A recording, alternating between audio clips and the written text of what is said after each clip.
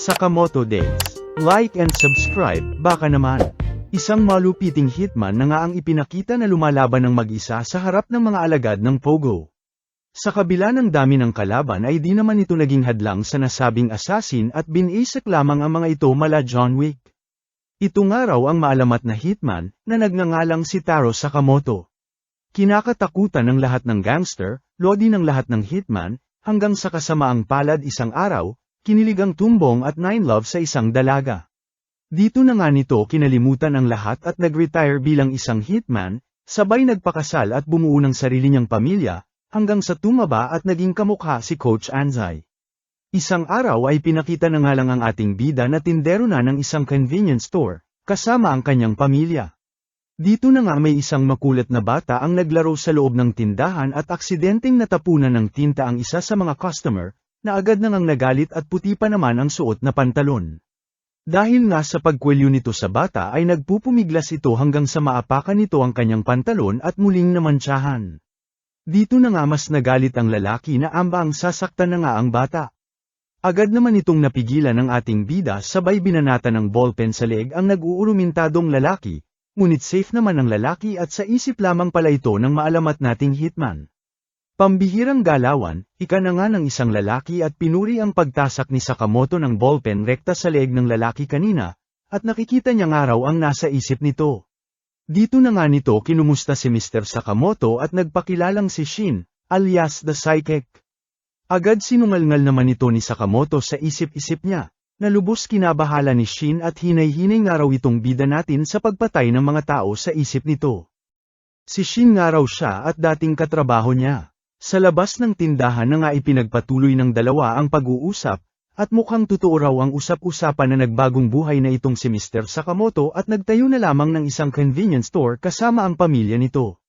Pilit kinumbinsi naman ni Shin ang lodi niya na bumalik na, at nang hihinayang sa kakayahan nito tas ang taba ng araw.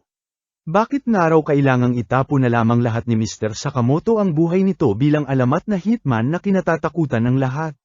Di na nga naitago ni Shin ang pagkabwisit habang wala namang pakitong bida natin, kaya naman naisipan na lamang na magsigarilyo. Walang ano-ano'y nagulat na nga lang si Shin nang biglang maputol ang kanyang sigarilyo, sabay turo ni Sakamoto sa signage na nagsasabing no smoking. Natulala na nga lang ang binata sa pinakitang bilis ni Mr. Sakamoto, at tila nagsasabi raw na mataba man ito o hindi, ay kayang-kaya siyang patumbahin anumang oras. Kalaunan ay biglang singit na nga si Manong nakabike, at sinabing may pabor raw siya kay Mr. Sakamoto. Napaisip naman si Shin na baka balat kayo lamang ni Mr. Sakamoto ang buhay nito ngayon at tumatanggap pera ng mga assassination. Dito na nga pinakita ang kaliwat kanang pagtulong ni Mr. Sakamoto sa mga tao ng bayan. Mula sa mga bata, sa pagtetrim ng puno, mga simpleng request, at kung ano-ano pa na lubos kinabuisit ni Shin, at tinanong kung alalay daw ba ng buong bayan itong si Mr. Sakamoto. Marahil ito nga raw ang paraan ng ating bida para maitago ang tunay nitong pagkakakilanlan, ika na nga ni Shin, ngunit sa perspektibo niya nga raw, ay mangtanga itong si Mr. Sakamoto. Bumalik na nga lang ito sa kotse niya at napagtantong 5 taon na ang nakalipas mula noong huli niyang nakita ang ating bida, at sa kabila ng lahat, ay di na itago ang kilig dahil pambihira parent daw ang lodi niya kahit tumaba na. Kalaunan ay isang tawag na nga ang natanggap nito mula sa boss nila, na nagtatanong kung nakumbinsi raw ba nito si Sakamoto, at kung hindi nga raw ay patayin na lamang nito. Todo rason naman si Shin na hayaan na lamang daw si Mr. Sakamoto at ano raw ba naman magagawa ng isang matabang hitman. Pinabatid naman ng boss na sino mang umalis sa gang nila ay dapat alisin din sa mundong ito, na siyang alituntunin nila na binaliwala ni Sakamoto, at kung di raw kayang gawin ni Shin ay kahit anong oras pwede naman daw siyang magpadala ng panibagong hitman para gawin ito. Kung ano-ano pa nga ang dada nito kaya binabaan na lamang ni Shin, at mukhang no choice na raw siya. Kinabukasan ay rekta na nga itong pumunta sa tindahan ni Sakamoto, at dito nagpaalam na aalis na siya ng bayan ngayon, sabay bunot ng kanyang piu-piu at pinutok kay Mr. Sakamoto.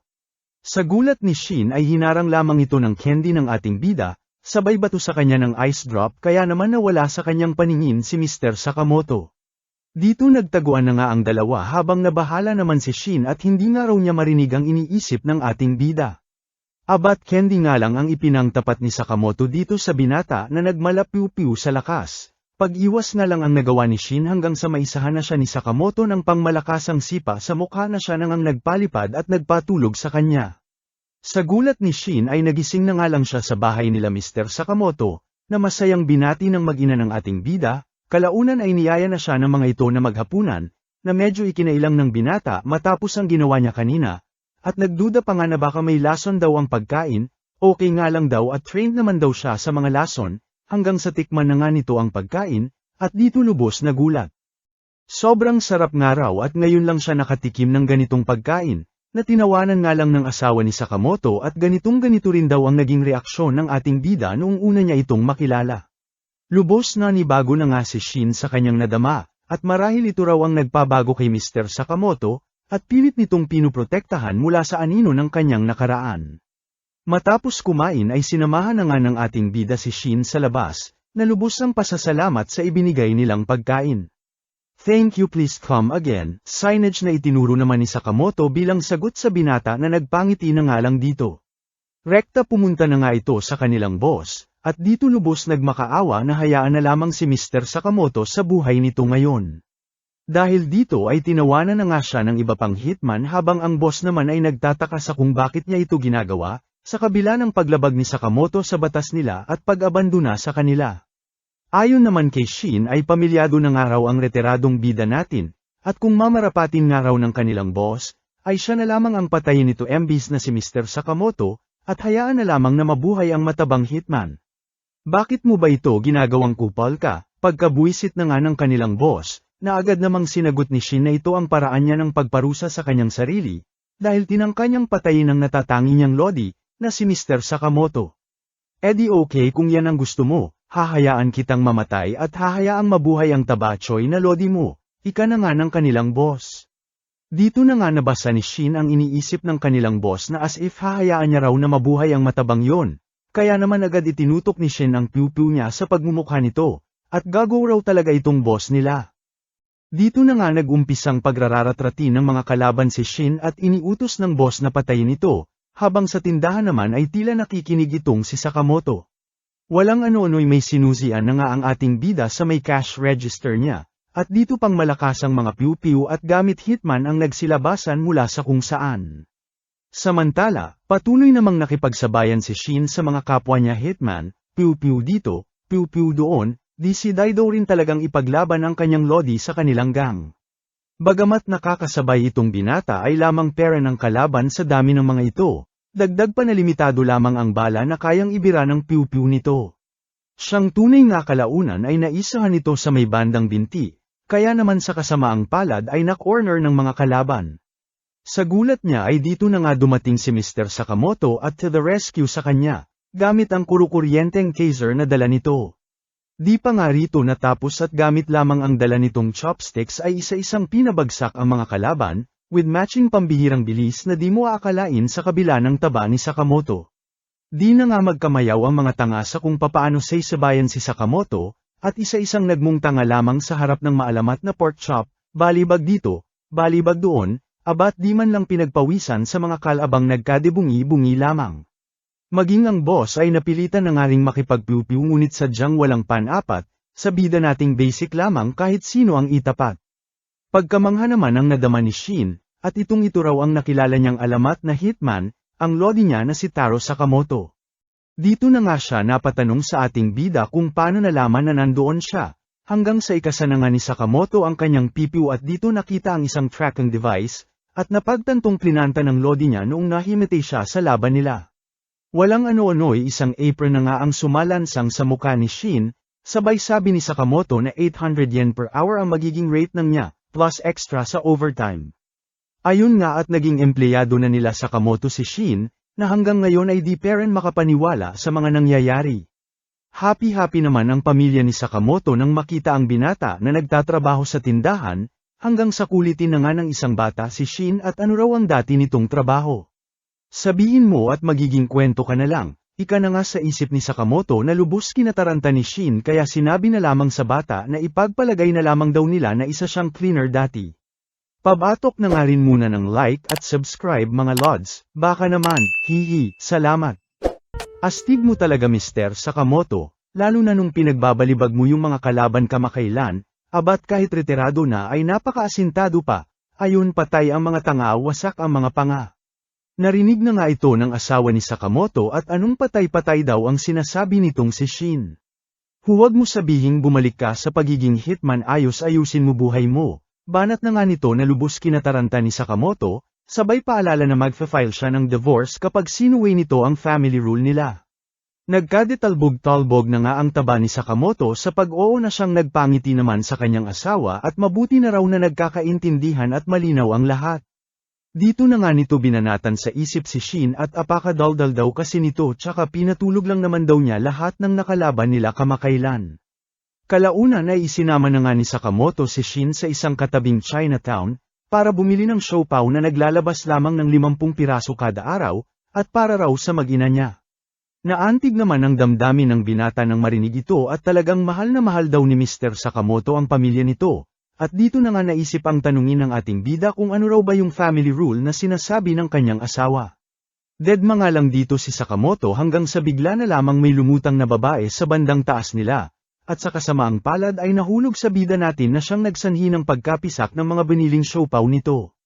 Di pa man nagtatagal ay eksena na rin ng isang grupo ng mga lalaki na tila humahabol dito sa dalaga, habang sa gilid naman ay nagmo-moment pair nitong si Sakamoto dahil sa mga naipit na siopaw. Buong tapang namang nakipaglaban ang dalaga sa mga lalaki bagamat mag-isa lamang ito, na sa una ay nasasabayan pa nito hanggang sa corner na ito at mahawakan ni Kalbo. Nang maglabas ng patalim ang kalaban ay dito na nga pumagitna si Sakamoto, pati si Shin na binanatan ang Kalbo. Nakawala na nga rito ang dalaga ngunit panibagong batch ng kalaban ang dumating na may dalang mga piu-piu, kaya naman takbo na lamang ang ating mga bida buhat-buhat ang dalagang nagtataka at sino raw ba sila. Samantala, pagkabuisit naman ang nadama ni Boss Bunot alias Lampaso, at paanoong nakawala raw ang dalaga na pinahahunting nito. Ito na nga lang daw ang natitira sa mga pinatay nilang clan nito pero di peren daw nila mahuling mga bobo sila. Sa may tumulong nga kasi boss para makatakas kanina ang dalaga, palibhasa mukha kang bunot kaya ako na naman pinagdidiskitahan mo, rason na nga nito na lubos kinabuisit ng boss.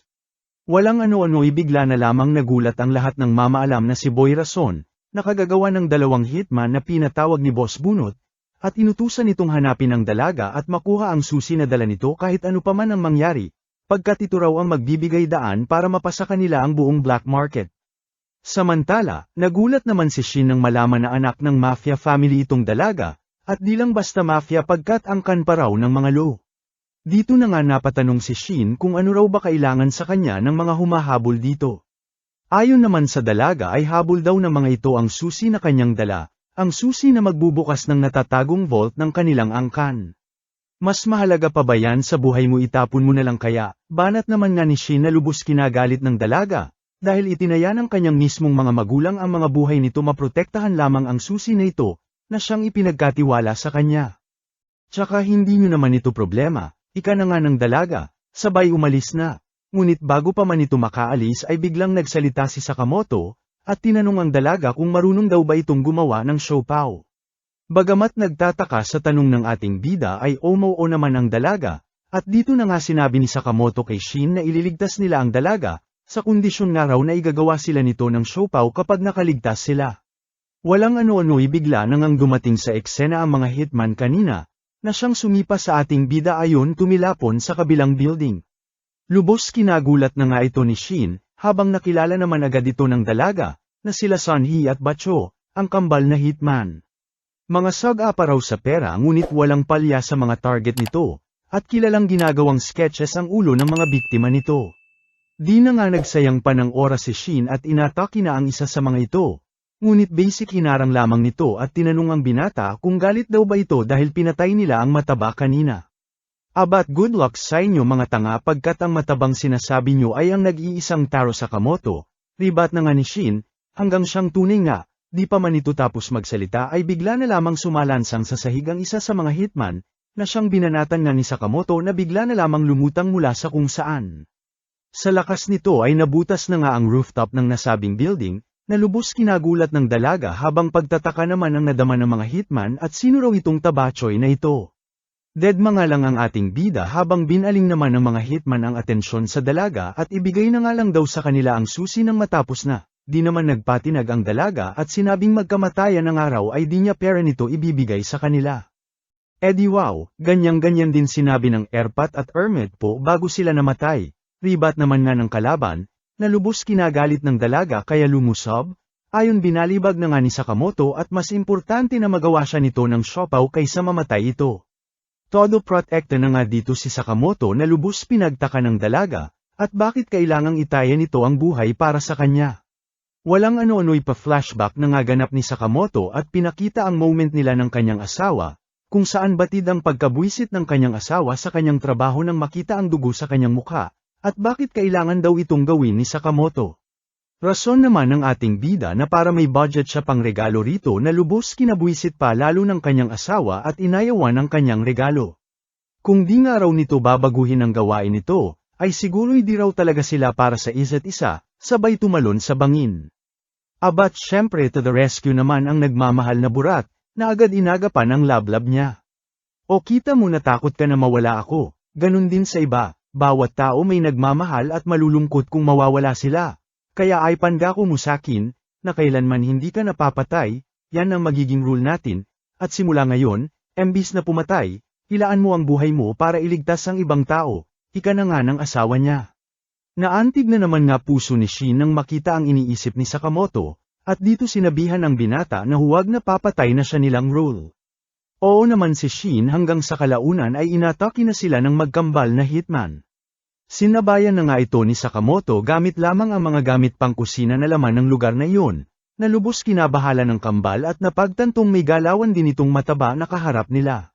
Kalaunan ay napilitan na nga ang dalawa na ilabas ang kanilang alas, at sabay na inatake si Sakamoto gamit ang pangmalakasang teknik na lubos pinagmalaki ng dalawa, at sisiguraduhin daw nilang geneling na karne ang kakaalabasan ng tabachoy nating bida. Abat basic iniwasan nga lang ito ni Sakamoto, with matching moral support galing kay Shin, na kinabahala ng kalaban at panong naiwasan daw ito ng ating bida na pagkataba-taba, ni hindi man lang daw nagalusan. Babanat pa nga sanang muli ang dalawa ngunit inunahan na ni Sakamoto, ayon tamba si Kalbo gamit lamang ang isang kaldero. Kinagalit na nga ito ng isa pa sa kambal kaya ayon lumusab din. Ngunit kinawoli lamang ng ating bida, na lubos kinagulat ng tanga. Nang mapagtantong walang pan-apat sa ating bida ay itinuon na nga lang nito ang atensyon sa dalaga, na siya nang inagapan ni Shin, sabay last hit ni Sakamoto gamit ang isang ref ayon tulog ang mga bobo. Napatanong naman ang dalaga kung sino raw ba talaga ang dalawa. Mga simpleng trabahador ika naman ni Sakamoto, habang pinapapak ang isang alimango. Samantala, buryong naman na itong si Boss Bunot at asa na raw yung kambal na hitman na pinapakuha niya ng susi, buwisit simpleng susi na nga lang daw di pa makuha ng mga ito, hanggang sa magulat na lamang ito sa paglutang ng ating mga bida kasama ang mga hitman niyang walang kwenta. Sino raw sila, ika na nga nito hanggang sa muling magulat ng tutukan ng patalim ng dalaga. Todo sorry na nga ito sa mga nagawa niya at gagawin daw lahat huwag lamang siyang patayin. Na kinagalit naman ng dalaga at wala raw magagawa ang kakangawa nito para maibalik ang buhay ng kanyang mga magulang. Ayun nga at sandamakmak na bukol ang natanggap nito mula sa dalaga, habang nainggit naman itong si Shin at gusto ring makibanat, ayun binanatan tuloy ni Sakamoto sa isip nito at huwag daw bida-bida. Kalaunan ay binuksan na nga nila ang vault na pinag-aagawan ng lahat, na siyang naglalaman ng samet-saring kayamanan mula sa iba't ibang henerasyon ng angka ng Lo.